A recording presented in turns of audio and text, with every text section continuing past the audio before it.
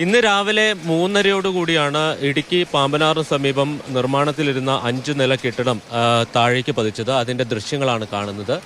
ഈ ദേശീയപാതയുമായി ബന്ധിപ്പിക്കുന്ന തരത്തിൽ അവിടെ മണ്ണ് ഫില്ല് ചെയ്യുന്ന ജോലികളാണ് ഇന്നലെ നടന്നിരുന്നത്. അതാണ് ഇത്തരമൊരു അപകടത്തിന് കാരണം എന്നുള്ളതാണ് ഈ പ്രദേശത്തുള്ള ആളുകൾ പറയുന്നത്. ഈ കെട്ടിടം താഴേക്ക് പതിച്ചപ്പോഴും അത് ഒരു വശത്തേക്ക് അല്പം മാറിയാണ് പതിച്ചത്. അല്ലെങ്കിൽ ഈ സമീപത്ത് കാണുന്ന ആളുകൾ താമസിക്കുന്ന വീടിന് മുകളിലേക്ക് പതിക്കുന്ന ഒരു സ്ഥിതി ഉണ്ടാകുമായിരുന്നു. ഇപ്പോൾ ഈ കെട്ടിടത്തിന്റെ സമീപത്തുള്ള ഈ കെട്ടിടത്തിന്റെ ഉടമയാണ് നമ്മളോടൊപ്പം ചേരുന്നത്.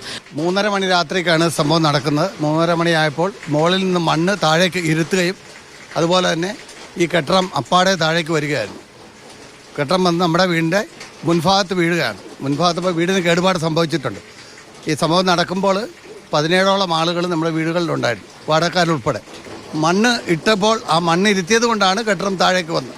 ഇതിന്റെ ഉടമ ഇവിടെ വന്നിരുന്നു, അവരുമായിട്ട് സംസാരിച്ചു. അദ്ദേഹം ഒരു മരണ സംബന്ധമായിട്ട് തമിഴ്നാട്ടിലാണ്. അദ്ദേഹം വിളിച്ചിട്ടുണ്ട്, വരാമെന്ന് പറഞ്ഞിട്ടുണ്ട്. അതായത് ഇതിനകത്ത് ഈ റിട്ടേണിംഗ് വാളുകളില്ലേ, ഈ കല്ലുകെട്ടിന് വരുന്ന റിട്ടേണിംഗ് വാളാണ് ചെയ്യേണ്ടത്. അതായത് ഇപ്പോൾ ചെയ്തേക്കുന്ന മണ്ണം പോരാ, ഒരു 10 അടിയിലും മണ്ണ് വിട്ട് ചെയ്യേണ്ട വർക്ക.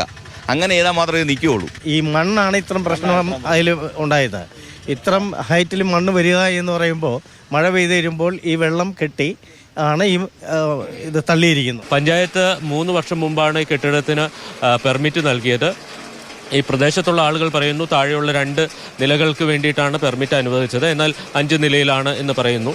പഞ്ചായത്തിൻ്റെ ഭാഗത്തുനിന്ന് ഇക്കാര്യത്തിൽ ഒരു വിശദീകരണം ആവശ്യമാണ്. ഇതുമായി ബന്ധപ്പെട്ട് എന്തുകൊണ്ട് അപകടമുണ്ടായി, ഏതെങ്കിലും രീതിയിലുള്ള നിർമ്മാണ ചട്ടങ്ങൾ ലംഘിക്കപ്പെട്ടിട്ടുണ്ടോ എന്നതടക്കമുള്ള പരിശോധനകൾ ഇനി ആവശ്യമാണ്. അത്തരം പരിശോധന പഞ്ചായത്തിൻ്റെ ഭാഗത്തുനിന്ന് ഉണ്ടാകും എന്നാണ് പ്രതീക്ഷിക്കുന്നത്. എന്തായാലും ഇത്തരത്തിൽ സമാനമായിട്ടുള്ള പ്രത്യേകിച്ച് ഈ മഴക്കാലത്ത് നടക്കുന്ന അശാസ്ത്രീയമായ നിർമ്മാണങ്ങൾ വലിയ ദുരന്തങ്ങൾക്ക് വഴിവെക്കും എന്ന കാര്യത്തിൽ യാതൊരു തർക്കവുമില്ല.